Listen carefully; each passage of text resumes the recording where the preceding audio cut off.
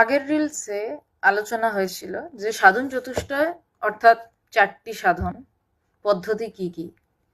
সেখানের প্রথম সাধন পদ্ধতি নিত্য বস্তু বিবেকঃ, যে সংস্কৃতে বলা হয়, বাংলায় নিত্য বস্তু বিবেক।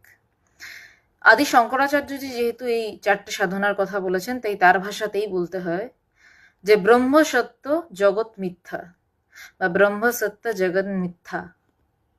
এই কথাটার মানে হচ্ছে ব্রহ্মই একমাত্র সত্য, অর্থাৎ আমি নিজে একমাত্র সত্য, এই জগৎ মিথ্যা।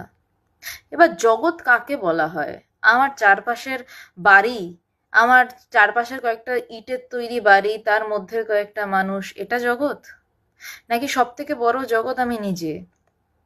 আমার মন একে স্বামী বলে মনে করছে, আমার মন একে স্ত্রী বলে মনে করছে, আমার মন একে শিশু বলে মনে করছে, সেই মনটাই আবার বদল হচ্ছে।